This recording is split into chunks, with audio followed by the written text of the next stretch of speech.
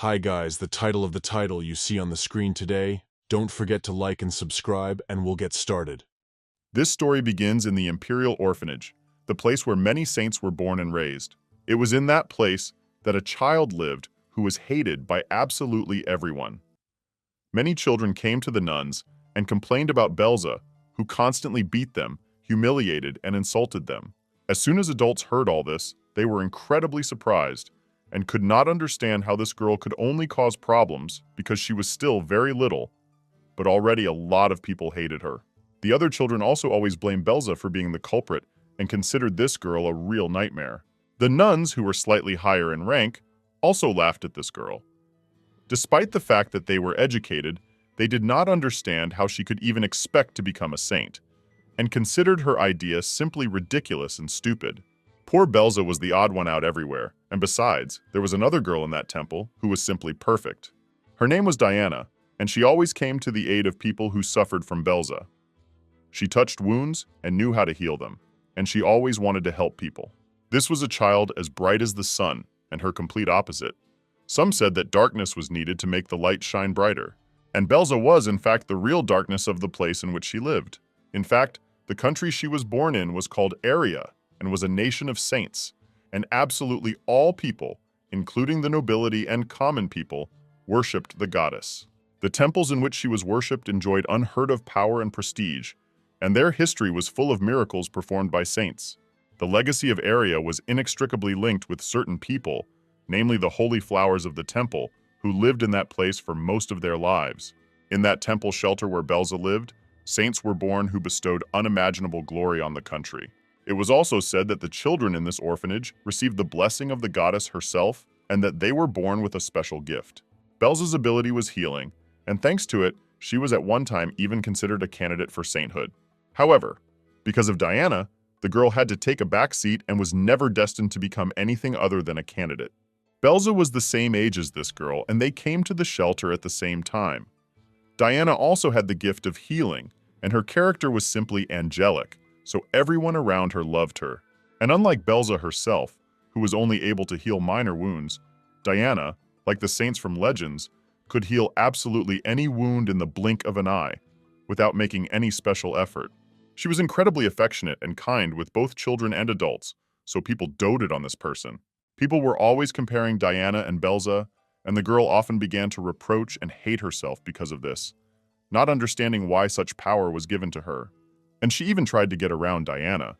But everything collapsed one day when the girl's new guardian appeared on the doorstep of the orphanage. The nuns, as soon as they found out about this, immediately began to spread rumors throughout the estate, because this was the family of the Marquis of Barreau. They said that they left her in this place. They couldn't understand. Was it really possible that their conscience was tormenting them because of an illegitimate child who was abandoned in an orphanage? Although both girls were considered candidates for sainthood, they were as different as heaven and earth from the start. Belza was not destined to compete with Diana because she found a family, and the girl herself remained in the orphanage. Several years later, due to some incident, Balsa not only lost her gift of healing, but also lost her sight, the healer, which allowed her to see the source of pain in other people. She was always yelled at and scolded because she had a rather active character and lifestyle. However, from that moment on, her life was filled with a feeling of helplessness. But one day, a man appeared in the temple, namely Duke Alex, and a young gentleman, and they called Balsa. Of course, she couldn't believe it. They wanted to take her, who had no gift, under their wing, and such noble people at that. Balsa looked at the boy with suspicion, and understood that for sure, they would quickly become disappointed, because she no longer had abilities, and then they would simply return her back. But this irritated her even more, because she did not understand why she was doing this if she would still come back. Began to straighten his tie, which had become a little disheveled during the trip. Balsa could examine him in the meantime. He had hair as black as a moonless night, and also a sharp look of golden eyes. His name was Edwin Callius, and he was a young duke. When the guy came closer to her and looked at her with a serious look, she even held her breath for a while. She looked at him with admiration, and thought that this boy really looked like a real prince from the fairy tales she read. The moment she first saw him, she completely forgot about everything in the world and could not even contain her emotions, saying out loud that he was very handsome. And in fact, Thoughts about adults who might not give her up for guardianship immediately ceased to worry her. She pointed her finger at the boy and said that he would be hers. As soon as the priest heard this, he was very surprised. He tried to calm her down and did not understand what she was saying at all. He immediately turned to the Duke and asked for forgiveness, saying that she was still too young and therefore did not understand what she was saying. After that, he tilted Balsa's head down and told her to quickly apologize, because that was definitely not the right thing to say. The Duke felt a little awkward about it all, and his son was simply shocked. The man said that there was nothing wrong with it because children were children. He also asked whether they could consider the guardianship issue resolved in that case. The priest immediately said that, of course it was so, they just needed to resolve some paperwork. And thus she very quickly became part of the Duke's family. At least that's what it seemed to her at first. Several years have passed since then. The Duke did not give her back. However, as she grew up, they still did not begin to love her. One day, Balsa heard the maids talking. They were saying that because of her, the tea party had gone wrong again. One of the maids, Dusting, agreed with her and said that even Lady Triana had declared that she would no longer attend tea parties where Lady Belza would be present. Even though the girl had grown up and her status had changed, she still remained an outcast who was not welcome anywhere. Also, most of all, Balza was irritated by the news she heard about Diana, because she developed in her field and was even able to cure the terminally ill Empress. People also simply idolized this woman because saints like Diana were born once in a century. Reason why young Master Edwin had become engaged to her. She said it was inevitable. The maid was so engrossed in the conversation that she didn't even notice Balsa running up behind her. She grabbed the woman by the hair and said that she wouldn't tolerate any more talk about Diana. Of course, she was incredibly angry with Diana and continued to shake the maid's head, tearing out her hair. The girl simply felt sick even from the very mention of this saint. In fact, wherever Balsa went, Diana's shadow followed her. No matter how she climbed, she could not climb as high as this girl. And in the end, she got absolutely everything that Balsa dreamed of. She even took her beloved Edwin, with whom she fell in love from the very beginning. Her the only person she truly loved. And when her envy of Diana crossed all limits, she was contacted by one of the Crown Prince's subordinates, who was not a very good person. They met one day in a dark alley, and the man said he wanted to know if she really wanted to break off Diana's engagement to Duke Edwin and become a saint in her place. He told her that Diana's family had conspired with the second prince to kill the emperor. He then handed Balza a black envelope, and she immediately asked what it was. In fact, she was offered one plan. He also gave her a jar and said that there was evidence of their conspiracy. She only needed to leave this letter and the bottle in the Marquise's house, and then everything would go perfectly. Of course, Balza found all this rather strange. She did not understand why they decided to entrust her with such an important mission and why they left evidence in the criminal's house instead of handing it over to the guards immediately. However, as soon as the man said that in this case she would get everything she wanted, Balsa was blinded by jealousy, and so she threw these thoughts away. The joy that Edwin and Diana would part made her act immediately. In reality, the true goal of these people was completely different, and so Balsa simply went and poisoned Diana. The girl looked at her in surprise and asked why she did all this. At that moment, Diana coughed up blood and even dropped her tea. Balsa just turned out to be a real silly thing that was easily exploited. However, the realization came too late. As soon as she saw what was happening to Diana, she immediately began to shout in her defense that she had not poured poison into her tea, but she was detained there, without being given a chance to justify herself. And then the girl was accused of treason and attempting to poison the saint. Immediately after this, a letter was found in her room with evidence of the plot, and this hardened her already cruel sentence. And only after some time did Balsa learn that the evidence that incriminated Marquis Barlow and the second prince had been changed to frame the Crown Prince and Duke Callias. Calic's family is a great clan of heroes who distinguish themselves with valor in wars, and they have kept a centuries-old history of honor and valor. And because of Balsa's stupid whim, they lost their title and were banished. Standing in front of the scaffold, to which she was brought for crimes she did not commit, the girl could not stop thinking about one thing, namely why everything happened to her. She was like a villain in a second-rate novel, and this thought could not leave her for a long time. At the moment when the guillotine blade had already pierced the flesh, she finally realized that this world was actually a novel, the story of a young girl her trials, victories, and love. She overcame all the hardships and became a saint, and the title of the book was My Destiny is to Become a Saint. Well, of course, the main character was not Balsa, but Diana, of course, because all the laurels went to her. Every significant person Balsa met was one of a harem of male characters destined for the beautiful Dianoka. And she, being a character, was just a secondary villain, always interfering with the heroine in her search for her true love and recognition. So when everything was created only for Diana, and the girl was just a puppet of this plot. Therefore, Balsa was incredibly sorry that she spent her life on hatred and malice. And what she realized at the moment of death, of course, influenced her thinking. However, it turned out to be too late because her life was cut short. But then she couldn't believe what had happened. After her life was cut short, she opened her eyes and found herself in the body of a child. Understand how she really had plump hands and soft skin? She somehow magically managed to return to the life of her own character. When Balsa opened her eyes, she found herself alive again and could not believe her happiness. She returned to the moment when she was 5 years old and still lived in the orphanage, but the girl did not understand how this was possible, because she clearly remembered how she was executed in her past life. She assumed that she had probably reincarnated once she realized that she had been living in a novel, but she also realized that there were things in her past life that were different from the original plot of the story. For example, the fall of the Kalex family did not happen in the original. After the saint was poisoned, they simply disowned her, deciding to protect the honor of their family. Therefore, Balsa, looking somewhere into the distance, did not understand why everything happened differently. She assumed that her actions were somehow different from what her heroine did in that novel. Sighing heavily, the girl realized that everything really happened because of her. She was the reason for the fall of the clan of the family she lived in. At that moment, a nun suddenly ran into her room. She turned to Balsa and asked in an anxious voice whether she had finished dressing yet. The girl immediately turned to her. The nun continued to shout, saying that when she had eaten, she should sit down and rewrite the 10th chapter of the 6th scripture, and in an hour she would return and check everything carefully. Balsa actually jumped up in surprise.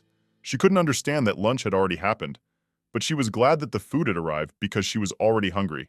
The nun continued to yell at her and told the girl not to forget that Diana had already finished all her lessons and left the orphanage, becoming part of a very noble family. How it was that she, being her age, still hadn't even learned to write properly. The woman sighed heavily and said how huge the gap was between the candidates for sainthood, and it made her very sad. As soon as Balsa saw this woman, she immediately recognized her. It was the same nun who tormented her more than anyone else in the temple. The woman then, before leaving, said that if she decided to do something this time, she would give her such a scolding that the girl would not know what to do. But when Balsa looked at her with a rather angry look, the woman immediately asked why she was just standing there and doing nothing. This made the nun very angry, and she pushed her so hard that the little girl fell to the floor and told her not to dare look at her with such eyes, calling her lousy. As soon as Balsa felt this push, she was very surprised. She could not believe that this woman really allowed herself to beat a defenseless child and considered it too much. Then the woman suddenly started coughing very hard and without addressing anyone, asked when her cough would stop, because it was really annoying to her. Balsa looked at her with tears in her eyes and thought that she shouldn't hope, because this was a sign of an incurable disease. Her lightly. The girl thought that this time she would not tell her that she had already seen this illness of hers. In fact, Healer's vision was a special ability of Balsa, which allowed her to recognize diseases and their causes based on a special color. And only she could see this color. In this case, blue meant an incurable disease. Therefore, in her past life, as soon as she saw it, she immediately told the woman that she would soon die. It was thanks to this skill that she predicted this disease. However, the woman, of course, did not believe her, and said that apparently the villain Belle was captured by an evil spirit, since she said such things.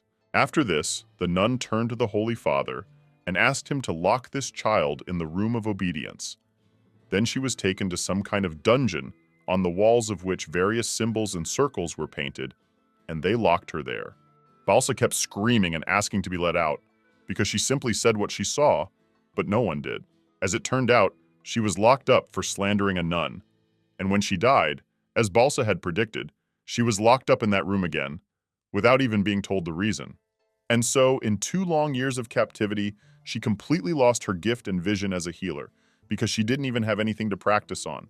Of course, in the past, Balsa lost her ability because of this, but this time she decided that things would be different, so she wasn't going to tell the nun a word about it. The woman coughed, turned around and started to leave, but then suddenly stopped and told her to behave properly and rewrite the description, just like Diana once did. Balsa, at that moment sighing heavily, thought that the woman might not remind her, because she herself was about to sit down to study. Diana was always meek, and Balsa was disobedient, and they were always compared to each other as candidates for sainthood. And this irritated the girl so much that she deliberately behaved even worse after this. And only later did the girl realize that it was precisely because of this behavior that many families did not want to take custody of her. They simply not were going to take to yourself burden. And if Balsa had started to behave like Diana, she would have gotten out of this place much faster, and perhaps her fate would have gone differently. In her past life, her notorious pride had not allowed her to do this. However, now she was going to act differently, and immediately after breakfast, the girl sat down to study, as the nun had told her. Since she had to pretend to be Diana, she was going to do it in the best possible way. So she picked up a fountain pen and sat down to work. Balsa had had a hard time passing the exam in the past because she couldn't write or count properly, but she wasn't going to make the same mistake this time. Now she has quite a lot of experience, and these rewrites are generally very easy for her. So Balsa immediately began rewriting it. It was written there that the first Saint Arcia sacrificed her heart to the goddess to stop the spread of evil on earth. With her act, she started a custom. However, as soon as Balsa wrote a few sentences, she looked at her sheet of paper and was very surprised. She couldn't make out a single word there and didn't understand what kind of scribbles they were, because she had always written very beautifully and neatly as an adult. After thinking for a bit, the girl assumed that it was most likely because so little time had passed since her return, and she decided to be a little more careful. The girl tried to put in as much effort as possible and rewrite it again. However, as soon as she did this, there were some squiggles again, and the words were completely invisible. Of course, Balsa was very angry that nothing had changed. She looked at her little hands and couldn't believe that her mind couldn't synchronize with the baby's body. Of course, she immediately became sad and realized that she had learned to read and write in the Duke's family. So she shouldn't have been so surprised that now that she had been transported back to the temple, she couldn't do anything. In fact, even when she was in the temple, she tried this many times, but nothing worked for her. So she freaked out and said that each time it was only getting worse. Edwin, who had been trying to teach her this, picked up his pen and said that this was not so, and also that she was actually making progress. He was quite kind and polite to the girl, so he suggested that she start from the very beginning and told her to take up the pen. Balsa was so stubborn and irritable that she didn't even look at him. She thought that she wouldn't succeed anyway, so she didn't see the point. But at that moment, the Duke knocked on the door of the room and entering asked, "Have I really disturbed you?" Because he saw that they were studying. He was very worried that he had disturbed them. However, Edwin, at that moment sighing heavily, turned to the girl and asked her to show her father how she was doing it. He also added that she had tried so hard to write it that it couldn't be wasted. But at that moment, Balsa immediately began to cover the sheet of paper with her hands because she was too ashamed. She immediately started screaming and said that she would show me when she learned to write beautifully, but now it's all terrible. Edwin tried to persuade her and said that her father would still be happy to see her progress. She couldn't believe it and asked, "Is that really true?" Then she approached the Duke and handed him a piece of paper. She asked if he wanted to check her work. He immediately became interested and, looking at her piece of paper, said that she was already doing quite well, and a few more lessons and she would write simply beautifully. In fact, Balsa was always very harsh with them, and all this was because she moved with self-doubt. However, they were there and did not scold, but always calmed. Of course, the girl, hearing these compliments, got angry and said that he was lying, because even a hedgehog would understand that it all looked simply awful. It was through patience and acceptance that she was able to open her heart and begin to consider them her true family. The Duke, smiling slightly, said that in fact, for a first attempt it turned out very well. The lines were even and clear, although a little long. He also said that if she practiced, she would eventually become the owner of beautiful handwriting, but he asked her not to rush and not to demand too much of herself. The moment she remembered all this, she wanted to see them again. She always liked the support that the Duke showed and the patience that Edwin had, that she even felt a little sad now. Of course, She would very much like to ask them for forgiveness for her complacency and sadness. She would like to repay them with the same kindness and care that they always bestowed upon her. And now a whole week has passed since she returned to her past body. Rumors immediately began to spread throughout the temple that the novice Balza, a restless bully, had been replaced. In fact, having decided to change her life, the girl began with changes that could not, of course, remain without the attention of others because they were quite abrupt and significant. Firstly, she ate every last crumb of what she was given for lunch, breakfast, and dinner, although before she had been very naughty and never finished her food. Of course, the nun, as soon as she saw this, was very surprised and could not believe that she had actually eaten all of this. Balsa replied that there was nothing special about it, and could barely hold this food inside herself because the taste was simply disgusting. Of course, she really missed the food in the Duke's house, which was simply wonderful, and she was forced to thank the nuns for this food. Then one boy didn't believe her and told the nun to look more closely, because she probably just secretly threw everything away. The woman herself had doubts and said that perhaps he was right. Of course, Balsa, hearing this, was very angry with him because he was slandering her. She was actually trying her best to improve her life, and he suddenly butted in and tried to ruin all her plans. When she got angry and was about to say something offensive, and that boy immediately became very scared, he pressed himself against the nun and told Balsa not to start a fight, at least in the kitchen. And as soon as the girl heard this, she immediately calmed down and realized that she couldn't just throw out her emotions like that. She immediately turned to him with a smile and asked if it was true that he had seen everything himself.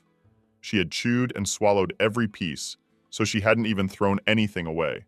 She decided that this time she would let him get away with it, because now she was kind and couldn't take out her anger on others like that. Simply beamed with goodwill and kindness and said that he was a real joker. Of course, Balza had quite a long journey ahead of her, but she was ready to go through it in order to meet the Duke's family again. She started this life with a clean slate, and then suddenly one day when she went to study the Bible, a nun ran up to her and told her to quickly change into a smart dress. The girl was very surprised when she saw this outfit. She was simply beside herself with joy because it was incredibly beautiful and expensive. In fact, it was usually used to greet distinguished guests, and she did not understand why they brought it to her now. The nun immediately explained that an important person wanted to see her, and therefore she should go and change her clothes as soon as possible so as not to keep him waiting. Balsa was very surprised, but said that she would do everything right away and thought that this was rather strange. She knew that no one had any reason to look for her now, so she wondered who it could be. Some time had passed since then. She had already changed her clothes, and the nun began to lead her to the room where everyone usually greeted guests. In fact, Balza first met Duke Kallios at the age of 7, and after she had completely lost her gift. And when she was 8, they took custody of her and took her out of the orphanage. So now she's only 5 years old and no one was supposed to visit her. At that moment, the teacher approached the door and knocking on it addressed His Holiness, saying that they had already arrived. Then a male voice was heard from behind the door, which allowed them to come in. At that moment, Balsa thought that no matter how she started her life anew, her actions should not yet change the course of the entire novel. At that moment, she walked inside, and the man, seeing her, immediately smiled and said that he was very glad to finally meet her. But the girl, as soon as she saw the man who was sitting opposite her, could not contain her surprise. She could not believe that it was really him. From that very day on, she could not forget them for a second, not even in her dreams. And how could she? Because they were the ones who, out of her recklessness, simply went and died. These were her saviors, the Duke and his son. The nun immediately turned to the girl and told her to greet Duke Carius. Balsa couldn't take her eyes off him. Liam was still the same young and confident man. He looked on her, but nothing not spoke. In fact, she didn't even think that she would be able to meet them so soon. However, she was still incredibly happy because it was a very pleasant surprise for her. But then she suddenly wondered why the Duke's family had come for her right now, when she was still very little. In her past life, everything was completely different. However, she decided that maybe it was for the best, so she didn't dwell on it too much. Balsa believed that fate itself was giving her a chance to become a part of their family much earlier, so she decided to make a good impression on them so that everything would go smoothly. However, no matter how hard she tried, she simply could not control her emotions. The girl burst into tears and lowered her head down so that no one would notice. She told herself that she needed to calm down because this wasn't supposed to happen. She should do because to yourself represented. She immediately curtsied and bowing her head slightly greeted the Duke formally as befits a little girl. Balsa said her name and age. She explained that she had the gift of healing and was very glad to meet him. The man, seeing how perfectly she maintained her manners, said that she was really doing an excellent job and replied that he was pleasantly surprised. As soon as Balsa heard this, she immediately felt good in her soul. She did not understand how she could not notice before, with what warmth the Duke looked at her, as if she had been his long-awaited daughter all her life. The man in turn also introduced himself, and pointing to the little boy next to him, replied that this young man was his firstborn and heir at the same time. When she looked at Edwin, she immediately looked down, because she understood that if she looked up at him now, she would definitely not be able to hold back her tears. Therefore, making another curtsy, she greeted the young Duke, saying that she was very glad to meet him too. The priest was about to explain to Balsa why their guests had arrived. However, the boy suddenly interrupted and asked that they stopped. He looked her straight in the eye and asked her if she wanted to tell him anything. As soon as Balsa heard this, she was very surprised and did not understand at all what he meant. But as soon as she looked into his eyes, her heart suddenly started pounding. She thought that he shouldn't come so close, because she could barely contain the storm of emotions that were inside her. She immediately thought of his older self when she looked into those golden eyes. The boy asked, "Am I not good enough and don't you like me?" As soon as Balsa heard this, she was very surprised. She was actually on the verge and some tears came out of her eyes. She thought it was very unfair of him to remind her of the past. At that moment, she couldn't hold back and burst into tears like a madwoman, screaming throughout the temple. After a while, she was calmed down and sat down next to Edwin. She wiped her nose and thought that she was a real fool, because it was rather reckless of her to burst into tears at the very first meeting. The Duke immediately turned to his son and, sighing heavily, asked him to apologize. And the boy asked in surprise, "Did I really make a mistake somewhere? After all, I didn't consider myself guilty anywhere." As soon as Balsa heard that he thought he had made a mistake, she thought that it was not so at all. Mistake committed only she. And in this life, it is the same. She again did not understand what she had done during their first meeting. However, this warmth, it is not able to keep up with the emotions that are inside her. She looked at her hands and thought that they were very uncomfortable. At that moment, the priest turned to the Duke and asked for his forgiveness. The man explained that Balsa was very young and was a little surprised when she met them. She did not expect such an acquaintance, so she reacted quite emotionally. However, the Duke explained that, regardless of age, she needed to know that in the Kalios family, the clan of Iron Blood, they knew neither blood nor tears. In fact, their family was called the Iron Blood family. It raised sword masters for generations, unrivaled warriors of their time. The current Duke also had the fame of the sword demon in his youth. However, once Balsa heard this, she thought that she was not crying because of this at all, and she was irritated by the fact that the priest was deciding for her. And these rumors were mostly lies. The Duke's family is very good-natured. This can be understood already because they did not give up even on such a useless girl as she, and always supported and worried about her. Then the priest asked if perhaps they should come back another time. But he replied that it was all right. It was natural for little children to be afraid of strangers, and he saw no tragedy in it. And yet the priest insisted and said that, as he had already mentioned, vows would hardly be of any use to them. But Liam had had enough of this, and asked him in a rough voice to shut up. He also said that it was unacceptable for him to have such conversations about a child. The man, a little worried, immediately said that he was indeed right and asked for forgiveness. And, as he undoubtedly already knew, this girl was their last hope. The child they had tried to treat earlier had been of no help to them. He also said that if it weren't for his son, he himself would not have noticed the lack of progress in the treatment. That's why they very needed Balsa. As soon as the girl heard about the treatment, she immediately thought that they were talking about her second son, because he was the only one who was sick. In fact, at that time, the estate was plunged into deep sorrow, because neither the help of the famous doctors themselves, nor all kinds of medicines could help their second son, who was mortally ill. And eventually, the Duke turned to the temple as his last hope, and the temple, having received a decent amount of money, agreed to help him. They sent Diana, who was at the Marquis's residence at the time, to the Duke. However, even she, with her extraordinary gift of healing, was unable to cure the Duke's second son. However, even she, possessing the gift of healing, was unable to cure the Duke's second son, and he eventually died when the girl was 7 years old. Diana had been visiting the ducal family regularly for a year before his death. Balsa thought at that moment that she still had plenty of time, but she wasn't sure if they knew that Diana's powers hadn't helped. Then she thought about it and realized that Edwin had asked her, "Isn't he good enough?" And that was a rather strange phrase for their first meeting. Then she looked at him and thought about how he said it, as if he too remembered their first meeting from the past, and that was why he did it. Balsa quickly turned away from him and thought that this couldn't be true. After all, if it were true, he would remember the day when the Duke's family was destroyed. Then suddenly the Duke came closer to her and asked, "Is it true that her name is Balsa?" Liam also said that one of his children looks a lot like her. He too, very reserved and rather polite.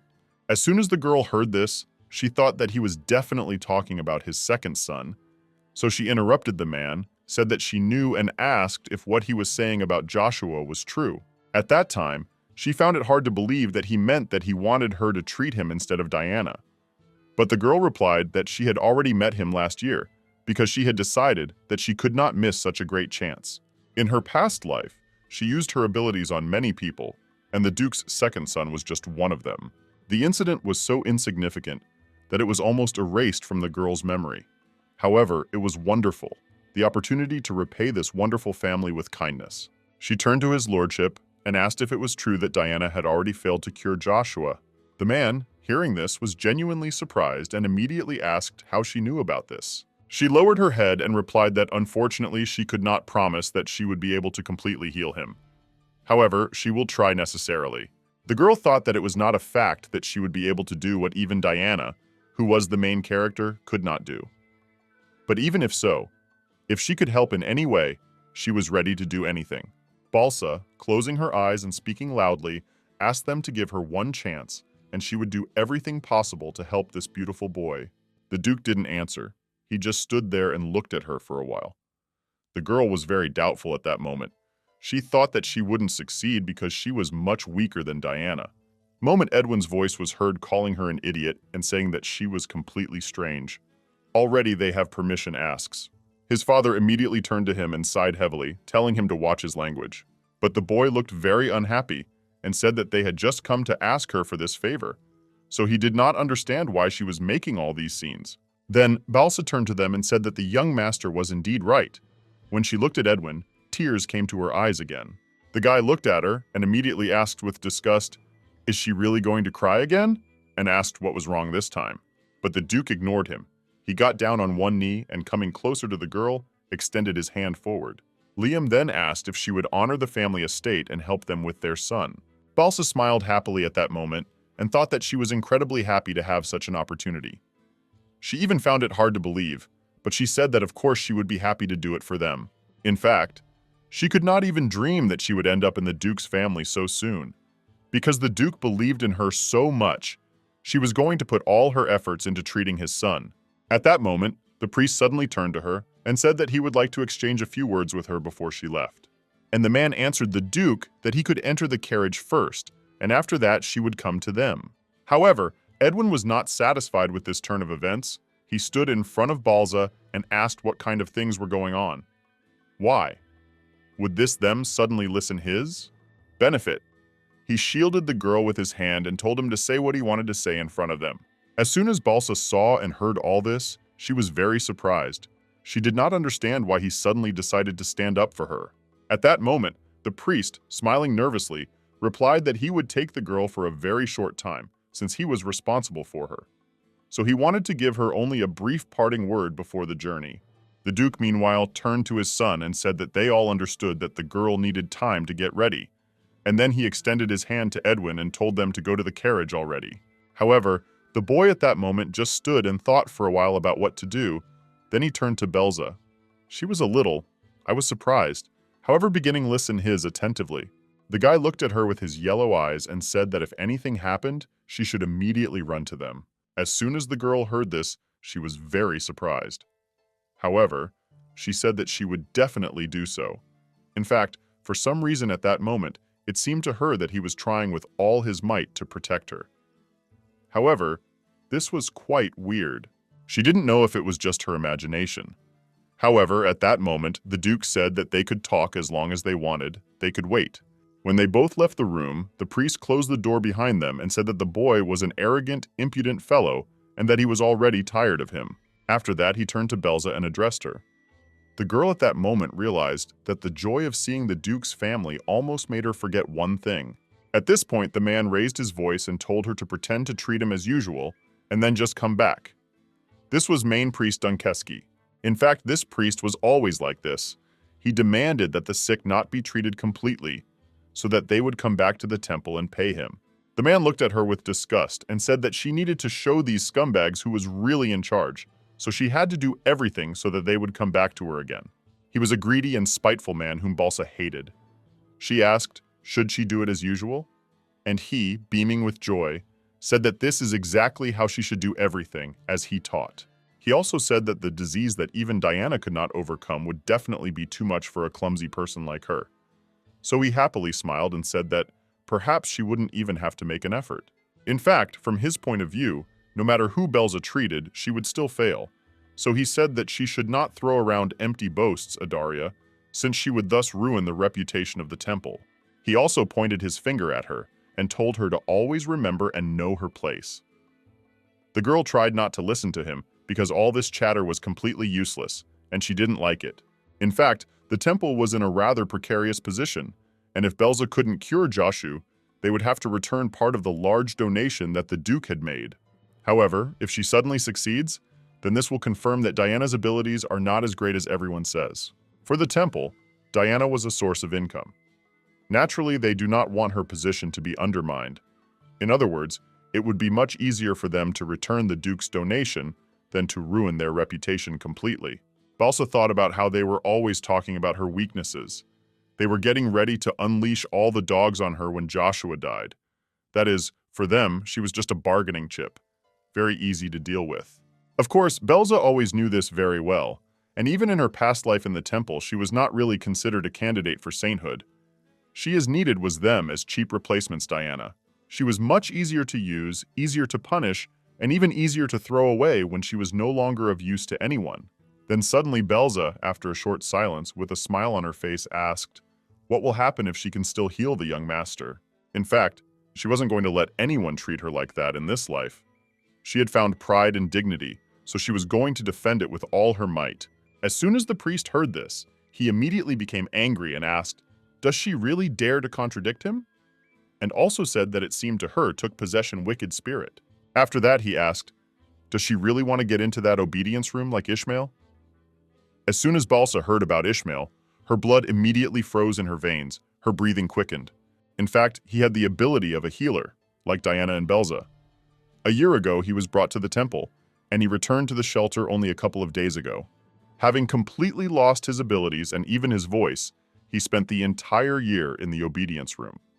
The man leaned closer to the girl and said that Ishmael was also possessed by an evil spirit. He also said that the goddess had taken away his gift of blessing, which was his voice. Therefore, Belza had better not jump to conclusions about his abilities, but listen to him. He also straightened her hair and said that, besides, she was raised as a candidate for sainthood, and she should behave as expected. Then he laughed evilly and said that if she followed all the rules, the goddess would bless her even more and would always support her. As soon as Belza heard this, she immediately became wary. In her past life, she had heard this countless times, but in the end, it turned out to be just empty words. When she was put behind bars, everyone told her to behave decently because then she might be useful to them someday. These hopes were like poison. They said that she should surpass Diana and become a saint. However, no one ever acknowledged her, and the girl's powers simply faded. Until the very end, she fought the darkness that plunged her deeper and deeper into emptiness every day. And unfortunately, in that life, she was never able to overcome it. Of course, neither she nor the unfortunate Ishmael were possessed by any spirits. Possessed in this place was only Saint Father. Even though Balsa was incredibly irritated by all of this, she knew it was best to just play along. So smiling, she said that, of course, she understood everything and would do as needed. She herself thought that very soon he would receive his payment for the way he treated her, and all in places. The girl said that she had to hurry up, because the Duke's family was already waiting. There was no need to keep them waiting. The man agreed and said that she could go, but she had to remember his words well. Belza immediately bowed and said goodbye to him. However, at the end, she called him names. As soon as the man heard this, he turned red with anger and asked what she was even saying. But the girl had already run away. she was heading very quickly towards the exit so that she could go to the duchy as soon as possible. She had no intention of letting his plans come true under any circumstances, and no matter what happened to her in life, she was ready for anything. When Balsa finally ran out into the street, Edwin turned to her and asked why it took her so long. The girl immediately stopped in surprise right in front of him and was very surprised that he was waiting for her there. The boy stood next to his father and told them to leave already. Balsa believed that she had to do everything right, because now she had someone she would protect at any cost.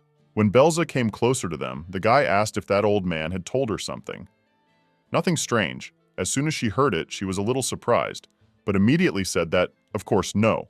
In fact, Edwin had a strong dislike for the people of the temple in the past, and he never told why. However, he became engaged to Diana when she became a saint. She assumed that perhaps he truly loved her with all his heart, so Belza thought that she should let him go and rejoice in their happiness. When Edwin asked what he had said, the girl replied that he had simply asked her to take good care of young Master Joshua.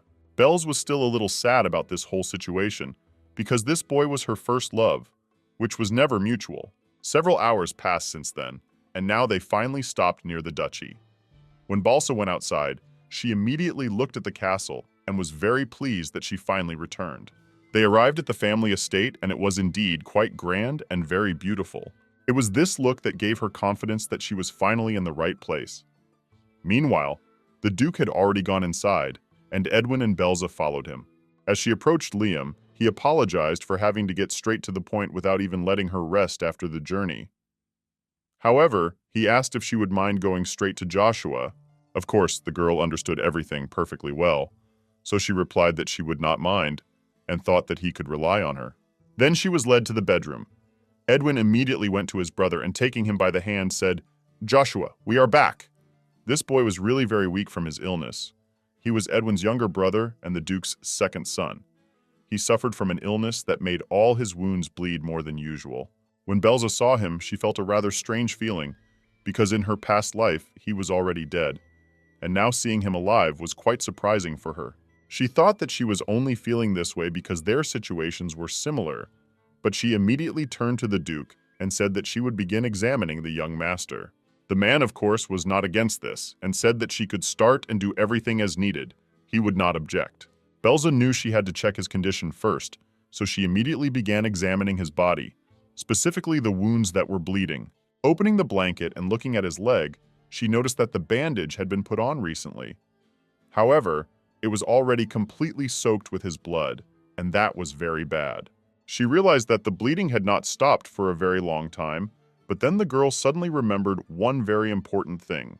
In fact, in his past life, Joshua did not die from blood loss, but from cardiac arrest. And this orange energy, with which it now also glowed, was usually a sign of an illness of unknown origin. Of course, in the past, Balsa could only make some guesses.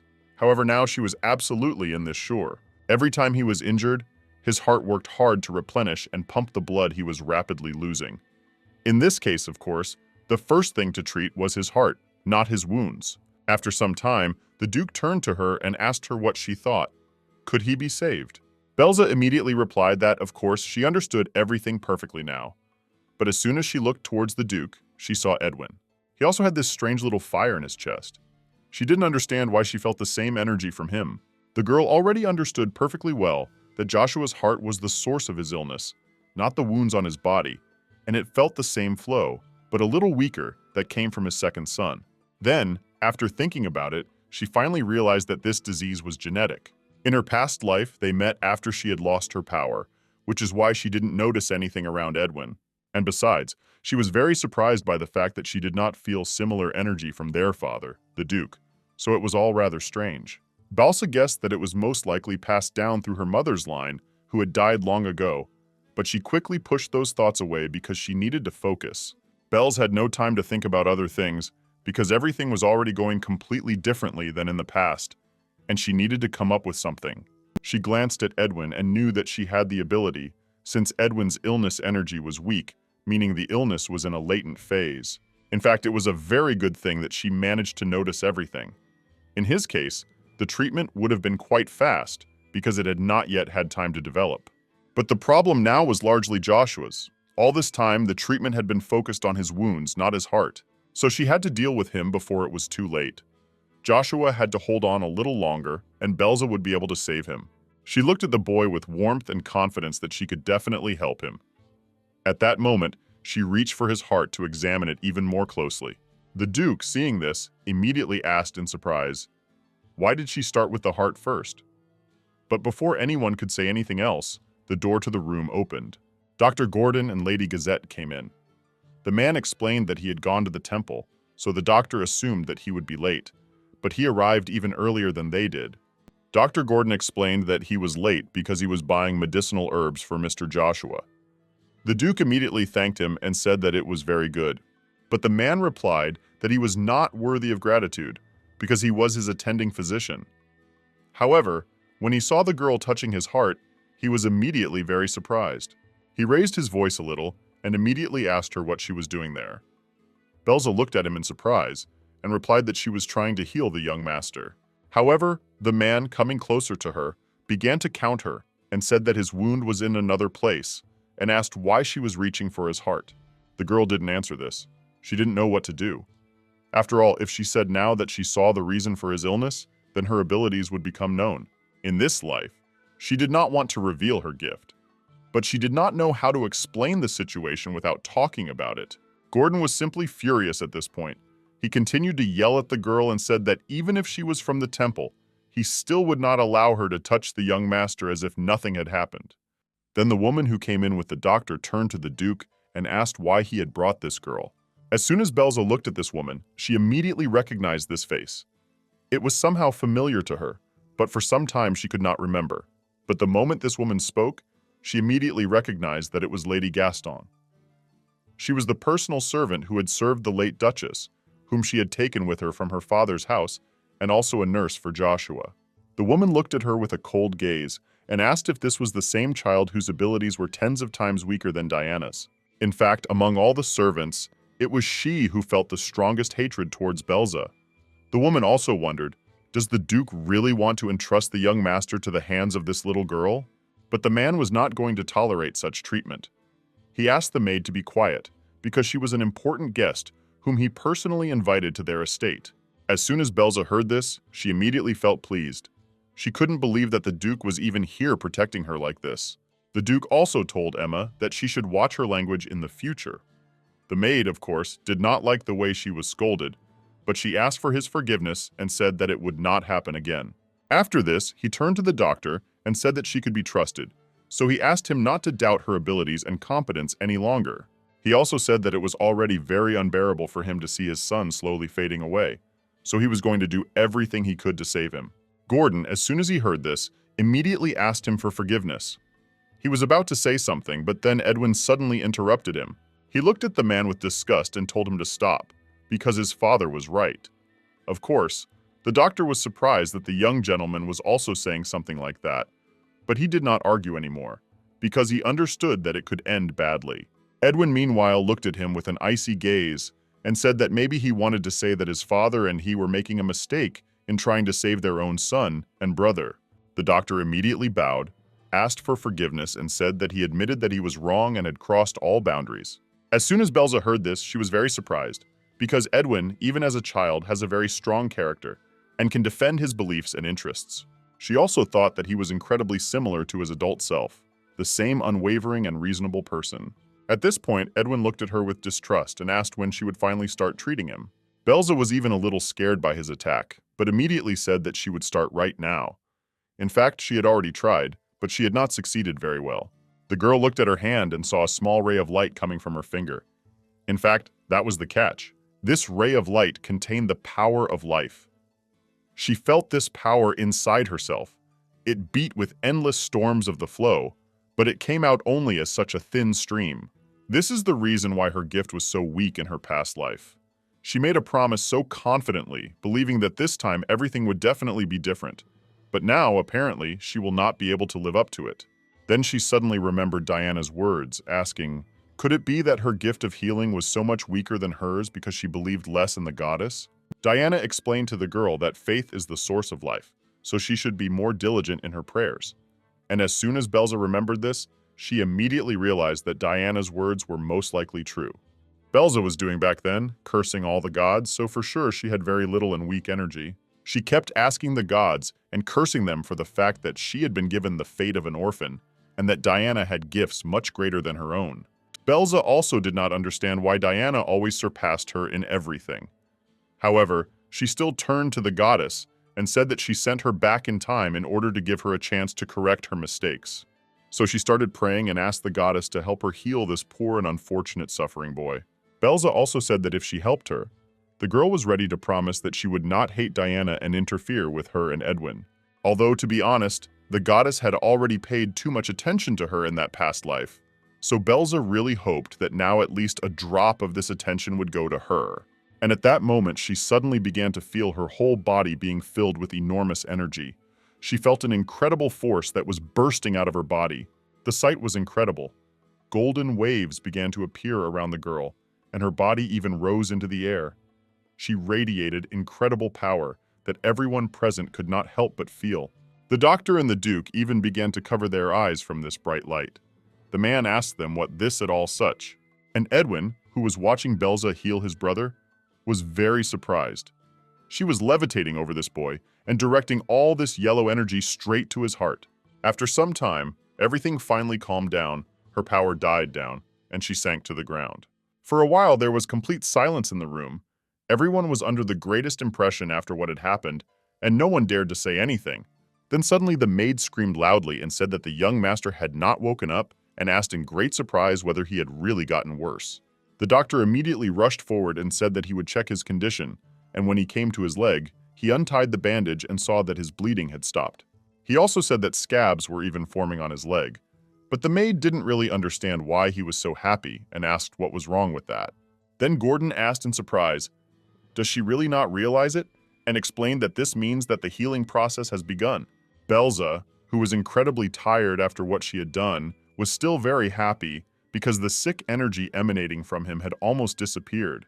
She was able to pass by critical zone.